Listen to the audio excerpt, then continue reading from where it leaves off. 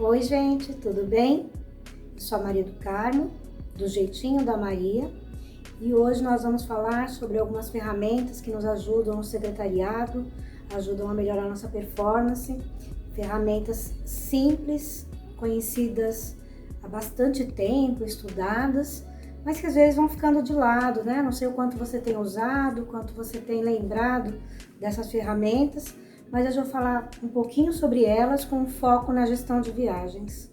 Então eu já peço para que você se inscreva no canal, para que deixe o seu joinha, né? Curta esse vídeo, compartilhe com os amigos, comente, né? É bem importante comentar para a gente ter um norte, saber se o caminho é esse, o que a gente precisa ajustar. Então deixa seu comentário, por favor, tá bom? Vamos lá, né? Com a nossa ideia principal de tentar deixar os nossos dias um pouco mais leves, falando hoje de um tema que é importante para a nossa área profissional, para a área profissional do secretariado, mas que se aplica, eu acho que a todas as áreas de gestão, né? O uso de algumas ferramentas, a checklist é uma delas, a 5W2H e fluxogramas. A gente vai focar principalmente no checklist, na 5W2H, hoje, iniciando, já fazem duas partes, hoje é parte 1, e a gente vai dar continuidade depois, falando um pouco de fluxogramas e ainda aprofundando um pouco mais na 5W2H, que te ajuda a fazer um plano de ação, né, para várias atividades que a gente tem aí no nosso cotidiano. E o foco que eu vou usar é em viagens, mas você pode aplicar a eventos e a qualquer outra tarefa que você desempenhe no seu dia a dia, tá? Eu acho que ajuda muito. Eu gosto muito de checklist e trabalho bastante com os meus alunos, falo da importância. E eu queria que você me contasse, se você faz uso da checklist, comenta aqui como que você organiza a sua rotina, os seus trâmites profissionais, né, os trâmites burocráticos no dia a dia.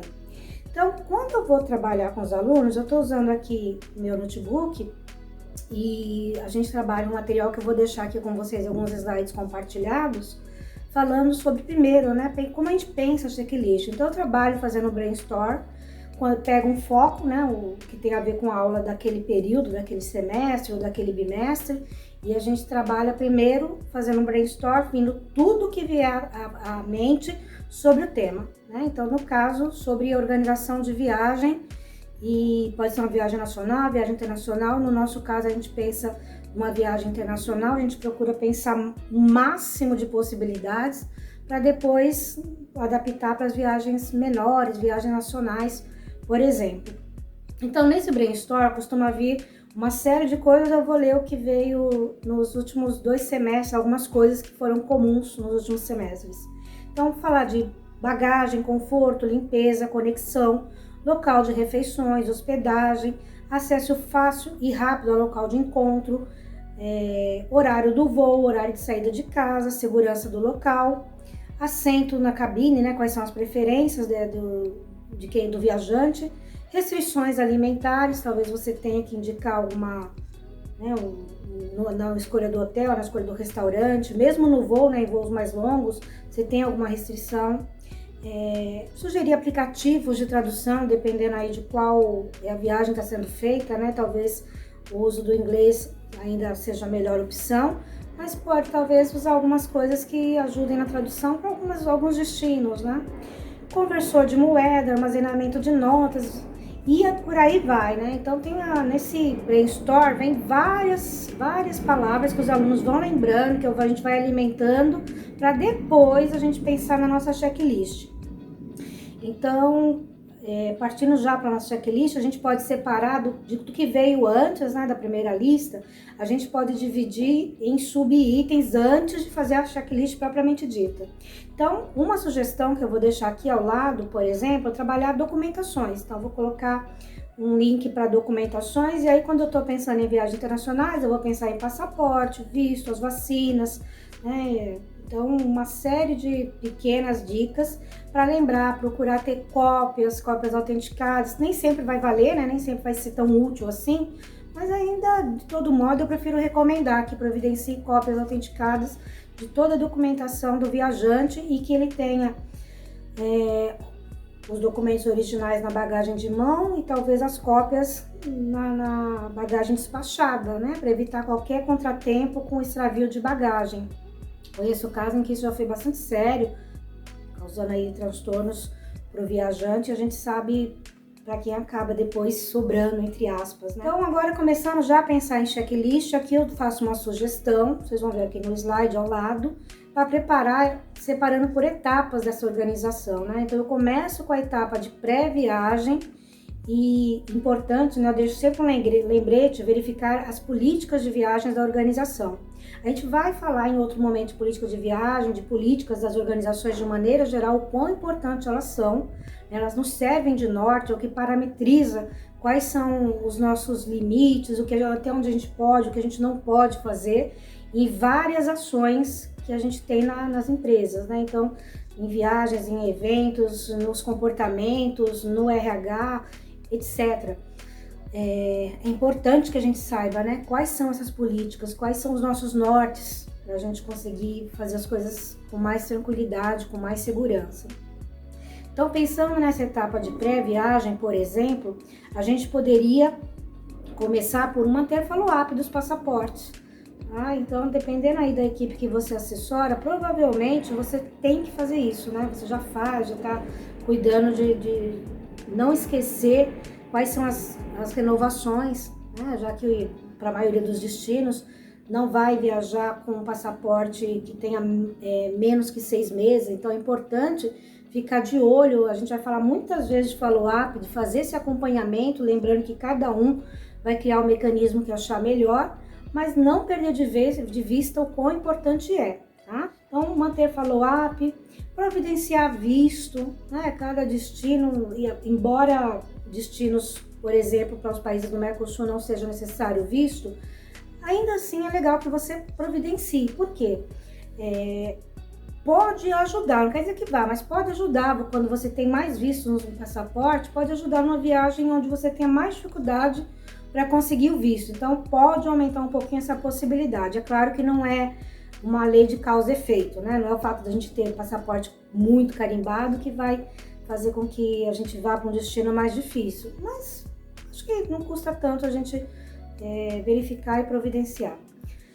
Nessa checklist ainda de pré-viagem, a gente vai verificar vacinas, preparar a carteira de vacinação, checar preferências de voo, fundamental. Eu já tive executivo que não viajava em determinados lugares da cabine, né? Então, observa também acho que é um plus para o executivo. Lembrando que executivo ou executiva, né? Ou equipe de maneira geral. Checar, então, as preferências de voo, cotar passagens aéreas, reservar essas passagens, cotar hospedagem, fazer a cotação, realizar a confirmação do que vai participar lá, né? Pode ser um evento, pode ser reuniões, pode ser uma rodada de negócios, então dá uma olhada nisso. Orientar o preparo da mala, puxa vida, né? Aí não é demais? Depende, né? Depende da assessoria que você presta, depende de quem é o executivo, de qual empresa. Tem empresa que você não vai se meter nisso, é lógico, né? Conheço empresas que têm, assim, limites bem definidos. Mas também conheço empresas onde essa linha é muito tênue, né? Diferenciar o que virou serviço pessoal do que é serviço profissional. Tem empresas que permitem muito além dos serviços apenas do escritório, porque entendem que quando você facilita esses trabalhos, você está otimizando o tempo de quem você assessora, né? Então, vai variar muito de empresa para empresa, por isso observe as políticas. Eu vou deixar aqui no slide a continuidade dessa checklist, ela não é ainda finalizada, né? Você pode ampliar muito mais. Então aqui eu trabalho primeiro com as etapas de pré-viagem, depois a gente trabalha transviagem, depois após viagem, né? A finalização de todos os processos, receber as notinhas, fazer o reembolso, prestação de contas, né? Independente se você usa um sistema, algum aplicativo assim, ainda assim você precisa cuidar desses reembolsos. E eu vou desmembrar nessa checklist depois, já em algumas etapas de um plano de ação. Então, o que fazer, quem vai fazer, quando vai ser feito e observações. Poderia ser, por exemplo, pegando aqui um item, a viagem foi agendada para 10 de abril, hipoteticamente, né? Então, eu estou colocando aqui o que vai ser feito. Por exemplo, realizar a confirmação do evento que ele vai participar. E quem vai fazer isso? Aqui eu coloquei hipoteticamente a Amanda, profissional de secretariado da empresa. Quando? Bom, ela tem que ter feito isso até 20 de março. Então, a deadline dela era 20 de março. Vocês vão observar que aqui eu já estou usando alguns itens que são úteis no nosso plano de ação, na nossa 5W2H. Então, só lembrando, né, vou deixar aqui uma figura também, além do slide, uma figura da 5W2H, que vem aí do inglês, né, what, why, where, when, who, how much, por exemplo. Tá? Então, o que será feito, por que será feito, onde será feito, quando, por ou para quem, como e quanto custa fazer. Esse plano de ação é usado em muitos processos da organização. Eu já trabalhei reestruturação do curso usando esse plano de ação, funcionou super bem, né? A gente consegue visualizar todas as etapas, os prazos, então acho que vale muito a pena.